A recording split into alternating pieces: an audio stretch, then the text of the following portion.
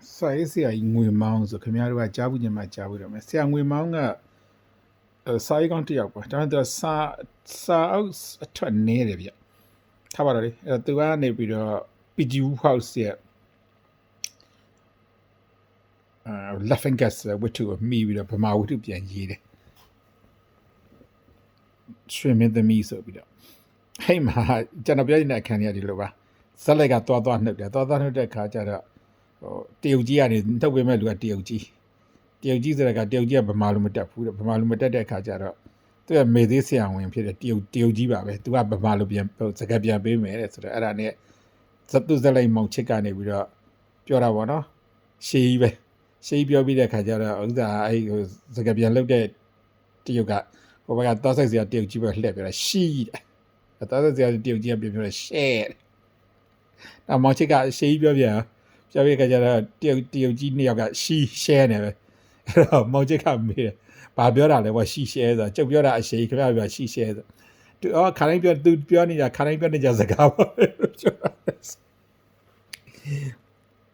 တော်ဗာပြောညင်လဲဆိုတော့ဟာသားနဲ့ပမာဏကကျွန်တော်ပြောညင်တဲ့ကိစ္စအခုမှပြောပါမယ်တုတ်တဲ့နေကြောင်းကျွန်တော်ပြောဘူးတယ်နော်တုတ်တဲ့နေကြောင်းကျွန်တော်ပြောတဲ့အခါမှာဒီကနိခဲ့သည်ဒီကဆိုတာရှေ့ရပါဗျာမျက်စိမှနိခဲ့သည်ဟိုမရှိမတူပေါ့နောက်တစ်ခါဟိုအင်္ဂုတ်ထူဆိုတာကတရားတော်များဖျားရှင်ဟောကြားတဲ့တရားဥစ္စာဖျားရှင်ကနေပြီးတော့ဘယ်လိုပါမလဲရှင်းလင်းဖော်ပြတဲ့တရားတော်များပေါ့နော်ရှင်းလင်းသောတရားတော်များပေါ့ခါတန်ရုပ်ဆိုတာကြတော့ဟိုအမေးရှိလို့ဘုရားရှင်အမေးရှိလို့ဖြေတော့တရားတော်များတန်ရုပ်ခေါ်တာဟုတ်အဲတန်ရုပ်လို့ခေါ်တယ်အဲ့ဒီနောက်ကနောက်ဆုံးကျခုတ်တကဆိုတာတူတော့တရားတော်များပေါ့အဲ့တုတ်တယ်နေမှာဘုရားအခက်ဆုံးလဲဆိုတော့ဟဲ့ခုတ်တကနိကအခက်ဆုံးပြကြောင့်မလို့ခုတ်တကနိကဆောင်းတဲ့အခါမှာဘယ်သူတွေဆောင်းလဲဆိုတဲ့အခါကျတော့ရှင်သာရိပုတ္တရာဒီဉာဏ်ပညာအရာမှာဟုတ်လားဘုရားရှင်ကလွဲလို့ဉာဏ်ပညာမှာအထက်မြတ်ဆုံးဆိုတဲ့ရှင်သာရိပုတ္တရာရဲ့တပည့်သားမြင့်များဆောင်းကြပါတယ်ခရဂနိကေလေဗိဓမာဆောင်ယဟန်များဆောင်တော့တုတ်တံပေါ့ဗျာဘာလို့ခက်လို့ဗျဘာဖြစ်လို့ခက်လဲဆိုတော့တိုးလေခက်လေပဲဘာဖြစ်လို့လဲဆိုတော့ခုနပြောသလိုပေါ့နော်ဘုရားရှင်နဲ့ခုနတရားနာတဲ့ပုဂ္ဂိုလ်เนี่ยတရားနာတဲ့ပုဂ္ဂိုလ်ကလည်းအင်မတန်ဉာဏ်ရည်တဲ့ပုဂ္ဂိုလ်ဒါဘုရားရှင်ကတိတ်ရှေဝေးပြောစရာမလိုဘူးအတူဆုံးတရားပဲအတူချင်းနဲ့ပဲတရားဟောလိုက်တဲ့ခါကျတော့အဲ့တရားနဲ့ဟိုပုဂ္ဂိုလ်ပြည့်စုံသွားပြီခက်တာအဲ့လောက်ပြောနေဟိုပုဂ္ဂိုလ်နားလဲတော့ခက်တာကျုပ်တို့ခင်ဗျားတို့ဘာနားလဲအခုကနိကတိခက်ဆုံးပါပဲအဲ့တော့ခုတ်ကကိတော့ခက်တာနောက်တစ်ခုပတ်သက်ရှိတော့ဘာဟိယတုတ်တံပေါ့ဗျာတိတ်မတ်တံပေါ့တိတ်မတ်တံဒီအမနဲ့ခက်တဲ့တရားဘာလို့မနဲ့ခက်လဲဆိုတော့အတူဆုံးအကျဉ်းဆုံးလေဗျာအနားတဲ့ပုဂ္ဂိုလ်လည်းကြည်အောင်နားတဲ့ပုဂ္ဂိုလ်ကလည်းအရှင်ဘာဟိယဆိုတဲ့ပုဂ္ဂိုလ်ကခင်ဗျားတို့ကကဘာတသိန်းတဲ့ညာဒီ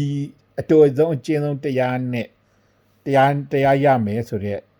ဧကတရဖို့အတွက်ကိုကဘာတသိန်းနဲ့ပါရမီပြည့်လာတယ်နံပါတ်1နံပါတ်2ကတကဒါရမပြီးသေးဘူးကတ္တပဖျားကြီးလက်ထက်မှာအသေးအချေသေးတဲ့အထိနော်ခင်ဗျားတို့တရားတော်တဲ့နေမှာသေတဲ့အထိကိုတရားထုတ်တာကြောက်မတိတ်သေတဲ့အထိကိုတရားထုတ်လာတဲ့ပုဂ္ဂိုလ်အဲ့ဒီပုဂ္ဂိုလ်မျိုးဗျာအဲ့ဒီပုဂ္ဂိုလ်မျိုးဟောတဲ့တရားခင်ဗျာစဉ်းစားကြည့်ပါဗျာဘယ်လောက်ခက်မလဲဆိုအဲ့အတူလေးခက်လိမ့်မယ်လို့မှတ်ပါနောက်တူတာနောက်တစ်ချီသေးပါရဏပါရယနာပေါ့ဗျာပါရယနာတုတ်တယ်ပါရဏတုတ်တယ်ကတော့ပြောမှာခင်ဗျာမင်းရောက်စားအရှိကြီးกว่าပါရဏတုတ်တယ်ဒါပေမဲ့ပါရဏတုတ်တယ်ရှည်တယ်ဆိုတာကဖြုတ်လိုက်ဆိုရှေ့ကညီတန်းကိုဖြုတ်လိုက်နောက်ပြီးတော့ခါကျနောက်ဆုံး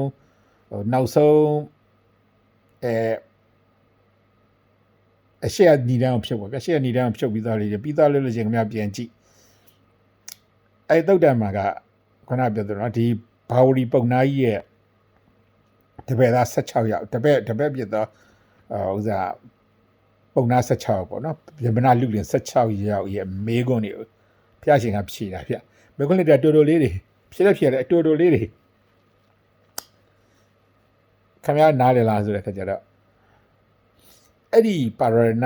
ဝက်ပါပါရဏတုတ်တယ်မှာပါတဲ့ကိုယ်ကအဲ့ဒီအမေးဖြစ်တစ်ခုချင်းကိုဖွင့်တဲ့ဥစ္စာကကျန်းတစောင်းဖြစ်တယ်ဗျအဲ့ဒါဘုရားရှင်လက်ထက်တည်းပါဘုရားရှင်လက်ထက်တိုင်းပါရဏကိုဖွင့်တဲ့ဥစ္စာတွေကအထကထာတွေကနဲတာမဟုတ်အရှင်ကစီတို့ဖွင့်တယ်ရှင်ကစီတို့လိုပုဂ္ဂိုလ်မျိုးကြတယ်တော့ဖွင့်ခဲ့ရတယ်တုတ်တယ် စဉ်းစားကြည့်ပါဗျာအဲ့တော့တိုးလေးတော်တော်ဆိုတော့တိုးလေးခက်လေပါပဲဘာတိုးလေးခက်လေဆိုခဏပြောသလိုလေနာမပုဂ္ဂိုလ်ကတိတ်တူအဲ့တခေါနဲ့တရားရောက်သွားတာဗျခင်ဗျာလောက်ကြောက်ဖို့ကောင်းခင်ဗျာစဉ်းစားကြည့်နော်လွယ်လေခက်လေအရှင်ဆုလက်ပန်းရဲ့တရားအထုတ်တဲ့တရားနည်းသည်တရားထုတ်တဲ့နည်းသည်အင်မတန်လွယ်လေခက်လေပဲလို့ခင်ဗျာအဲ့ဒါဟိုတတိချက်ပါနော်လွယ်လေခက်လေပဲအဲ့ဒါတတိချက်ပါအဲ့တော့ခဏပြောရှင်ဆုလက်ပန်းနဲ့သူကဘဝတစ်ခုမှာဖျားချင်ဘာကိုပြန်ဖော်ပြရတော့ဘဝတစ်ခုမှာရှင်ဆုလက်ပန်းကသူကဒီဖြူစင်သားအဝတ်ပစုံနဲ့သူမျက်နှာကိုယ်ရဲ့တူတုတ်လိုက်တဲ့အခါမှာအဝတ်ပစုံကညှဉ်းနှွမ်းသွားတာကိုကြည့်ပြီးတော့ငါရဲ့ခန္ဓာဒီအင်မတန်မှညှဉ်းနှွမ်းပါလားဆိုတဲ့အင်မတန်မှဆက်စုပ်ပဲကောင်းပါလားဆိုတဲ့အတုပကမ္မဋ္ဌာန်းတစ်ခုပေါက်ခဲ့ဘူးတဲ့အဲ့ဒီဟာလေးကိုပြန်ဖော်ပြီးတော့ဒီဝိဖြူလေးကိုတုတ်ပြီးတော့ရာဇတ်တန်ဆိုပြီးတော့အဲ့ဒါနဲ့ပဲတရားရသွားတာကိုလိုက်လို့ရမယ်ထင်သလားအဲ့လိုရှိရနော်အဲ့တော့ချုပ်ကိစ္စတွေမှာကိုကစဉ်းစားရမှာကဘာစဉ်းစားရမလဲဆိုတဲ့အခါကျတော့ကျွန်တော်ခဏပြောတဲ့စီပဲပြန်ရောက်တယ်ကိုကတူသလားတွေးသလားတွန်း sorry ဟုတ်ကိုကပြောလိုက်တာလို့လေပြောရတွေးသလားတွန်းသလားဆိုတဲ့ကိစ္စကိုစဉ်းစားရမယ်အဲ့တော့ပြောကြတဲ့စကားရှိတယ်ပြောကြတဲ့စကားပါရှိတယ်ဆိုအရှင်အကုလိပါလာတော့တရားရသေးတာပဲငါတို့ကတရားရမှာပေါ့ဟာရှင်အကုလိပါလာဆိုတဲ့ပုဂ္ဂိုလ်ကခင်ဗျာဟိုရှေ့ပါရမီကိစ္စတွေထားလိုက်ပါဦးအခုလက်ရှိဘဝမှာနေခင်ဗျာဟလာလက်ရှိမှာခင်ဗျာရှင်အကုလိပါလာရဲ့အဟိန္ဒကဘဝဗျအဟိန္ဒကဘဝကဟိုအရေးချင်းနေခင်ဗျာကြည့်လိုက်ခင်ဗျာတက္ကသိုလ်မှာပညာသင်လို့တစ်နှစ်မပြည့်ခင်မှာတက္ကသိုလ်ပြည်မှာပညာသင်တစ်နှစ်မပြည့်ခင်မှာသူများတွေကိုပြန်ပြီးတော့ဆရာကိုယ်စားပြန်ပညာသင်ပေးနိုင်တဲ့တပည့်ကြီးဖြစ်နေနေရတယ်ပညာဟဲ့အတက်တွေကိုတတ်တယ်ခင်ဗျားတို့တစ်နှစ်နဲ့ပြောတော့ပါဦးပြောလိုက်လို့ကျုပ်သူငယ်တန်းကတော့ငါစပလီနဲ့ဖြေလာတဲ့လူတွေနောက်တစ်ခါဟုတ်တယ်မလားဒီသုံးယူစင်တာအတွင်းမှာသားသမင်တော်မလွတ်စေရဘူးအပြေးခုန်တန်တာခင်ဗျားတို့တီကောင်တော်မိအောင်ဖမ်းနိုင်ရလားဒါကငါအဟိတကဆိုတဲ့အဟိတကဆိုတဲ့အတန်တစ်ချက်တည်းနဲ့တယ်လူမမြင်ရသေးဘူးနော်ငါအဟိတကဆိုကြွေးကြော်တဲ့တစ်ချက်တည်းနဲ့နေမယ်ဘရင်ထောင်တက်ပြက်တယ်ခင်ဗျားတို့အော်ကြည့်ပါလားငါဟက်ဘာလို့အော်ကြည့်ပါလားချိဖို့ထော်တော့မလန့်ဘူး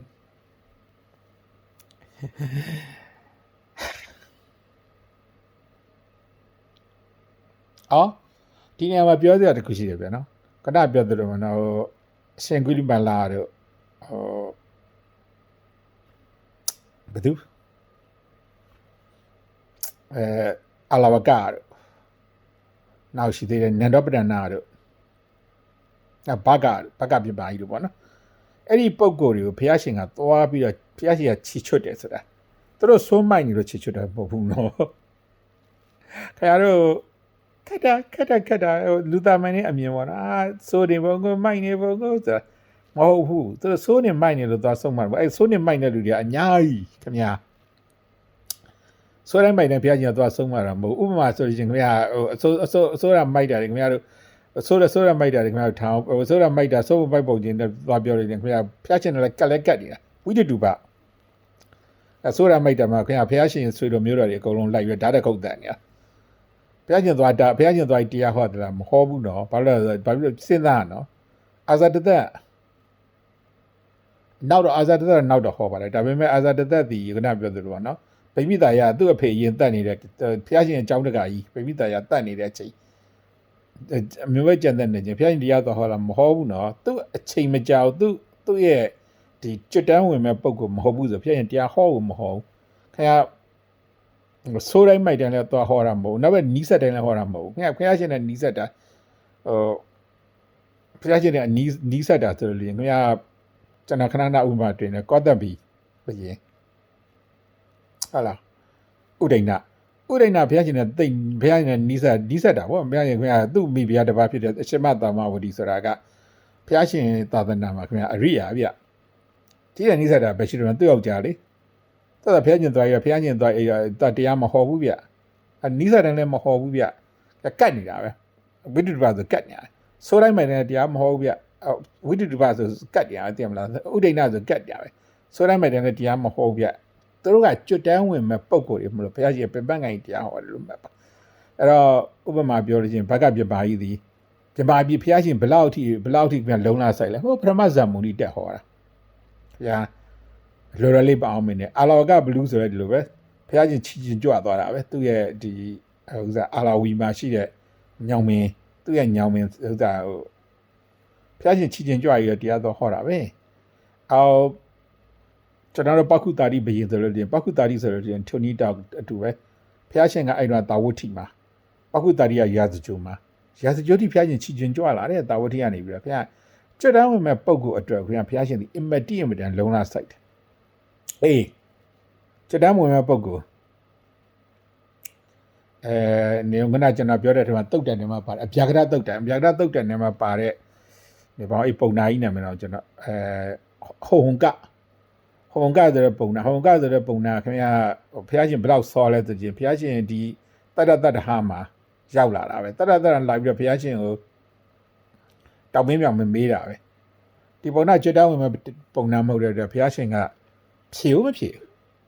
အဗျာကရဖြေဦးမဖြေဘူးကျွတ်တောင်းဝင်မဲ့ပုံမှာဖြေဦးမဖြေဘူးဗျအဲ့တော့ကိုဒီဘုရားရှင်ကတရားဟောလောက်တဲ့ပုံကိုလားပုံကိုဖြစ်ဖို့အတွက်ကိုသာပြင်ဆင်ပါဗျာ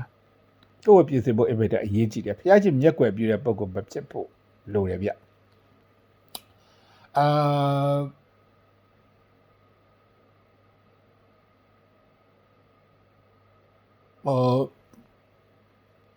ကျွန်တော်စင်ဖတ်တာပါဒါရိဖတ်တာမဟုတ်ပါဘူးဒါပေမဲ့ဒါရှိပါတယ်ဟိန္ဒူပူရန်တစ်ခုပေါ့နော်ဟိန္ဒူပူရန်တစ်ခုမှာဒါကကျွန်တော်စင်ဖတ်တယ်ကျွန်တော်ခဏကျွန်တော်နောက်ပြောနေတယ်ကျွန်တော်တို့ရဲ့အသေးရွက်ဘိုးရိုက်ဘာခါဟောလေဆရာမင်းသင်္ခါနေတော့တဆင့်ပြန်ရေးပြတာကျွန်တော်ဖတ်တာပါသူကျေးဇူးရှိပါတယ်အဲ့ဆိုသူတဆင့်ပြန်ရေးပြလို့ကိုဖတ်ရတာဆိုတော့လေဟိန္ဒူတုတ်တန်တစ်ခုရှိပါဟိန္ဒူပူရန်တစ်ခုရှိပါဟိန္ဒူပူရန်မှာဗာပြောထားလဲဆိုတော့တပည့်ခိုင်မှာဆရာလာဤတဲ့တပည့်အစဉ်သင်ဖြစ်မှာဆရာလာပါတယ်ဘုရားညွှန်ကိုရပြီးတရားတော်တွေဒီကိုနဲ့ထိုက်တန်မှတာလေဘုရားရှင်ကတရားဟောတယ်ဆိုတာလေးကိုနဲ့ထိုက်တန်မှတာဘုရားရှင်ဟောတဲ့တရားရတယ်ဆိုတာလေးသတိပြုစေချင်ပါတယ်ဒီနေ့တခုတော့ဆိုတော့ကျွန်တော်ပြောသလိုပေါ့နော်ကိုနဲ့မတန်မရာတွေသွားပြီးတော့ဘုရားရှင်တရားပဲဆိုကိုနဲ့မတန်မရာသွားလှုပ်လို့တော့အဆင်မပြေဘူးဗျခုနပြောသလိုပေါ့နော်ဟိုဥစားတိတ်မတန်တို့လိုမျိုးတွေဟိုရှင်စုလာပန်တို့တော့ဖြက်လန်းသွားမလုပ်နေနဲ့ရဘူးကျုပ်တို့ခင်ဗျားတို့ကျုပ်တို့အဆင်နဲ့မရဘူးသွားမလုပ်နဲ့ခုနလိုပါရယနာနာပါမနာဘူးလို့ကျွန်တော်မပြောဘူးနာပဲနာလက်တတ်တဲ့ယူလိုက်တဲ့ဆောင်းတဲ့တုတ်တဲ့တခုပါပဲသို့တော်ညလည်းပါရနာကနီးကိုဖြက်လန်းသွားလိုက်လို့မရဘူးဒါတခုရကြအပရိုင်နာပြန်ဖွင့်တာရှိအရှင်ကေစီတို့ပြန်ဖွင့်တာရှိတယ်နောက်ပြီးတော့ဥစ္စာကနေပြီးတော့ဒီရှင်ကေစီပြန်ဖွင့်တာရှိတယ်ဘာလဲဆိုတော့သစ္စာနီးပရိစ္ဆေသဘောပတ်ဒီပဋ္ဌာန်းနီးနဲ့ပြန်ဖွင့်ထားတာရှိတယ်ပြန်ဖွင့်တာရှိတယ်အဲ့ဒါဆိုတော့ဟုတ်တယ်အဲ့နီးတွေကိုပြန်လိုက်ဒီနေရာမှာပြဿနာတခုရှိမြန်အောင်ပါရသစ္စာနီးနဲ့ပဋ္ဌာန်းနီးကတော့သစ္စာနီးနဲ့ပရိစ္ဆေသဘောပတ်နီးကတော့တာမန်ဉာဏ်ရှိတဲ့ပုံကိုယ်တွေနဲ့ရနိုင်တယ်ပဋ္ဌာန်းနီးကြတော့ပြဿနာဖြစ်ပြန်ပဋ္ဌာန်းနီးကပဋ္ဌာန်းနီးကတာမန်ဉာဏ်ရှိတဲ့ပုံကိုယ်ကြတော့မလွယ်ပြန်ဘူးဗျခင်ဗျားတို့ကြောက်တော့ဉာဏ်ရင်းနဲ့မရပြန်အောင်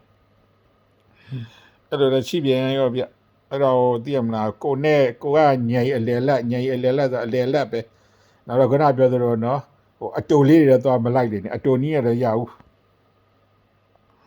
အဲ့တော့ဒါပေမဲ့အရေးကြီးဆုံးကတော့ဘုရားရှင်ကိုမျက်စိပိတ်နားပိတ်မနေဖို့ပါပဲအဲ့ဒါအရေးကြီးဆုံးပါပဲ